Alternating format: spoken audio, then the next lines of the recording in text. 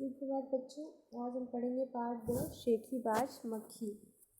शेखीबाज का अर्थ होता है अपनी बात को बहुत ही बढ़ा चढ़ा करके बताना। शेखीबाज उसे कहते हैं। एक था जंगल। उस जंगल में एक शेर भोजन करके आराम कर रहा था। इतने में एक मक्खी उड़ती उड़ती वहाँ आ पहुँची। देखिए, एक जंगल था, वहाँ पर जो है एक शेर तो आप लोग जानते ही हैं। शेर क्या होता है? शेर जंगल का राजा होता है। अब वो भोजन वोजन करके आराम कर रहा था। इतने में एक मक्खी उड़ती उड़ती वहाँ पे आ पहुँची। शेर ने 2-3 दिनों से स्नान नहीं किया था। स्नान क्या होता है? मतलब नहाना। इसलिए मक्खी शेर के कान के पास एकदम भिन भिन भिन करने लगी। अब शेर नहाया नहीं था, गंदा था, और मक्खी कहाँ लगती है? मक्खी जो है वो गंदी जगह पर लगती है, या फिर कोई सामान खुला छोड़ देते हैं तो उस पर भी मक्खी जो है वो भिनभिनाने लगती है। तो अब शेर 4 दिन से 3 दिन से नहाया नहीं था, तो ऑब्वियसली वो बहुत ही गंदा था। तो इसलिए उसके पास मक्खी क्या करने लगी? भिन भिन भिन। शेर को बहुत मुश्किल से नींद आई थी। मुश्किल मतलब बहुत ही परेशानी के बाद उसने पंजा उठाया। मक्खी उड़ गई, लेकिन फिर से शेर के कान के पास भिन भिन शुरू हो गई। अब शेर को गुस्सा आया। वह दहाड़ा, अरे मक्खी, दूर हट, वरना तुझे अभी जान से मार डालूंगा। मक्खी ने धीरे से कहा, छी छी, जंगल के राजा के मुंह से ऐसी भाषा कहीं शोभा देती है? उसने क्या कहा मक्खी ने?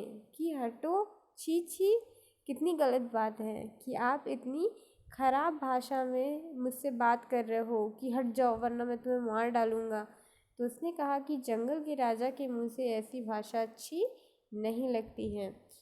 शेर का गुस्सा बढ़ गया। उसने कहा, एक तो मुझे सोने नहीं देती, ऊपर से मेरे सामने जवाब देती है। चुप हो जाओ वरना अभी।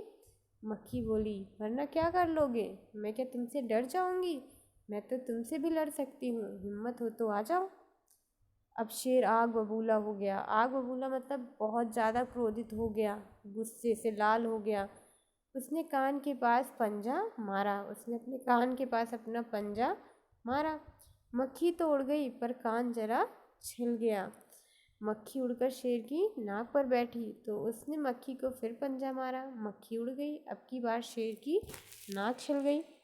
मक्खी कभी शेर के माथे पर बैठती, कभी गाल पर, तो कभी गर्दन पर। शेर पंजा मारता जाता और खुद को घायल करता जाता। मक्खी तो फट से उड़ जाती। अंत में शेर ऊब गया, थक गया। वह बोला, मक्खी बहन, अब मुझे छोड़ो, मैं हारा और तुम जीती, बस।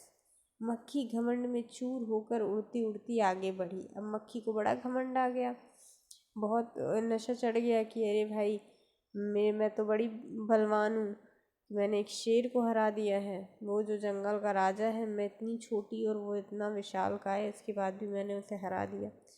सामने एक हाथी मिला। मक्खी ने कहा, अरे हाथी, मुझे प्रणाम कर, मैंने जंगल के राजा शेर को हराया है, इसलिए जंगल में अब मेरा राज चलेगा। हाथी ने सोचा, इस पागल मक्खी से बहस करने में समय कौन बर्बाद करे। ठीक है। क्या होता है कि जो बहुत ही ज़्यादा अहंकारी होता है, अपने घमंड में चूर होता है, उसको आप कितनी भी अच्छी बातें सिखाओ, वो अपनी ही बात मानता है, दूसरे की बात नहीं मानता है। तो यहाँ भी क्या था? हाथी समझदार था। वो समझ गया कि मक्खी तो पागल हो गई है, इसको लगता है ये सबसे शक्तिशाली है, तो ये मेरी बात तो सुनने वाली नहीं है। इसलिए उसने क्या किया कि जैसा मक्खी ने कहा, उसने सोचा कौन बहस करे, कौन इनसे फालतू में बजे, इसलिए उसकी बात को मान लेते हैं। और वो अपना समय भी बर्बाद नहीं करना चाहता था, क्योंकि समय ही धन है और हमें समय को कभी बर्बाद नहीं करना चाहिए। हाथी ने सूंड ऊपर उठाकर मक्खी को प्रणाम किया और आगे बढ़ गया। सामने से आ रही लोमड़ी ने यह सब देखा। अब लोमड़ी मंद मंद मुस्कुराने लगी। मंद मंद मतलब धीमे धीमे। इतने में मक्खी ने लोमड़ी से कहा, अरे ओ लोमड़ी, चल मुझे प्रणाम कर। अब मक्खी तो मक्खी, उसको तो घमंड आ गया था कि उसने राजा शेर को हराया है, तो उसने क्या कहा, अरे ओ लोमड़ी, चलो मुझे प्रणाम करो, मैंने जंगल के राजा शेर और विशालकाय हाथी को भी हरा दिया है। लोमड़ी ने उसे प्रणाम किया, फिर धीरे से बोली, धन्य हो मक्खी रानी, धन्य हो, धन्य है आपका जीवन और धन्य है आपके माता पिता। लेकिन मक्खी रानी, उधर वो मकड़ी दिखाई दे रही है ना, वह आपको गाली दे रही थी, उनकी जरा खबर लो ना। यह सुनकर मक्खी गुस्से से लाल हो उठी। मक्खी बोली, उस मकड़ी को तो मैं चुटकी बजाते ही खत्म कर देती हूँ। यह कहते हुए मक्खी मकड़ी की तरफ झपटी, मकड़ी के जाले में फंस गई। मक्खी जाले से छूटने की जो कोशिश करती गई, त्यों और अधिक फंसती गई। अंत में वह थक गई और हार गई। यह देखकर लोमड़ी मंद मंद मुस्कुराती हुई वहाँ से चलती बनी। अब देखो बच्चों, इस कहानी में लोमड़ी थी चालाक। वो जानती थी कि मक्खी से लड़ करके उसको सबक नहीं सिखाया जा सकता था। मक्खी तभी समझ सकती थी जब वो खुद किसी मुसीबत में फंसे। उसका अहंकार तभी दूर हो सकता था। तो उसने क्या कहा कि उसे पता था कि मक्खी जो है, अगर वो मकड़ी के जाले में फंस गई तो वो वहाँ से निकल नहीं पाएगी। तो उसने क्या कहा कि देखो मकड़ी तुम्हें गाली दे रही है। अब जो है मक्खी को तो अहंकार था, उसको तो लग रहा था वो सबको हरा देगी। तो उसने क्या कहा, मैं चुटकी बजाते, मतलब बहुत जल्दी तुरंत ही उसको ख़त्म कर देती हूँ। और जब वो मकड़ी की तरफ झपटी तो मकड़ी के जाले में फंस गई। अब मकड़ी का जाला जो होता है वो उसमें फंस कर निकलना आसान नहीं होता। उसमें वो मक्खी और ज़्यादा फंसती गई और अंत में थक गई और हार गई।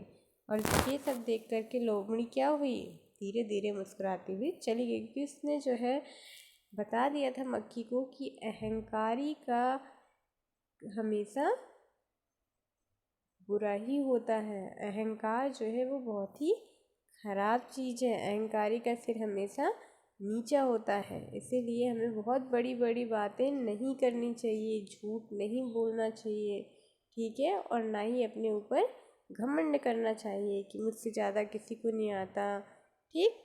तो ये एक बहुत ही सुंदर सी कहानी थी जिसे लिखा था योगेश जोशी जी ने। अब देखते हैं कैसी लगी कहानी।